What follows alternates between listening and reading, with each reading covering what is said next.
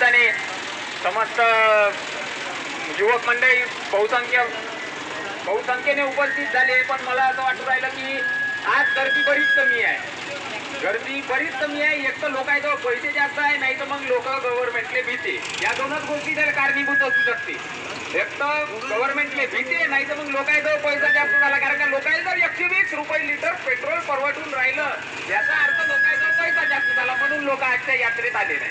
लोकांना आवाज सरकारच्या विरोधात उठवायचा नाही. अरे एक गोष्ट सांगा, एक सोपं सांगतो, सगळ्याला माहित आहे. प्रधानमंत्री घरकुल योजना आहे. हो कृष्णा भाऊ, प्रधानमंत्री घरकुल योजना 1,38,000 रुपये त्याचे भेटते. सगळ्याला माहित असेल.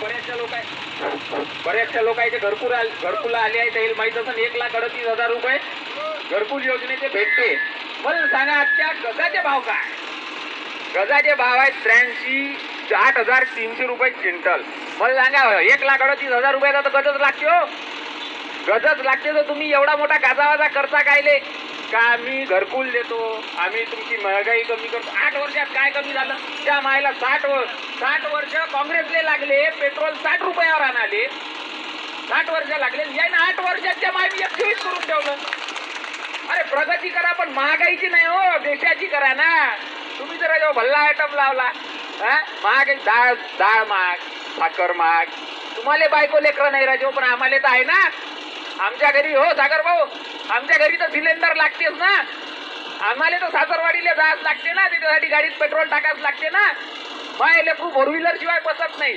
म्हणजे 500 होणारं काम मला. आता पहिले मी तुम्हाला सांगू, माझं लग्न झालं 2 वर्ष आधी, तर 1100 रुपयात मी सासरवाडीला पोहोचतो. स्विफ्ट मध्ये पेट्रोल टाकून 1100 रुपयात मी सासरवाडीला पोहोचतो. आज मला 1900 रुपयाचं पेट्रोल लागते. लहान अंग भरून राहिली का सासरवाडी मले आता? ओ भाऊ, तुम्हाला नसन सासरवाडी मोदी साहेब, पण मले आहे ना. तुम्हाला बायको नसन, मले आहे ना. तुम्हाला लेकरू नसन, मले आहे ना राजो. मले सिलेंडर लागते, डाळ लागते, साखर लागते, सारच लागते. हे सामान्य जनतेचे प्रश्न व मी सामान्य माणसाबद्दल बोलत आहो. तर सामान्य माणसाला अजूनही समजत नसत काही मोदी सरकार काय करू राहिलं. मोदी सरकार काय करू राहिले फक्त हे सगळ्यालाच माहित आहे. एक गलिच्छ राजकारण करत आहे, जाती धर्मावर एक गलिच्छ राजकारण करत आहे, आणि त्यातच फक्त ते गुरफटून पडलं आहे. आपल्याला तुम्हाला आम्हाला समजायला पाहिजे. आणि या मोदी सरकारच्या विरोधात याच्यानंतर प्रत्येक गोष्ट मोदी सरकारच्या विरोधात कडाडून झाली पाहिजे, आणि सर्वजण एक होऊन झाली पाहिजे. आणि या महागाईचा मी निषेध नोंदवतो. जय हिंद, जय भारत.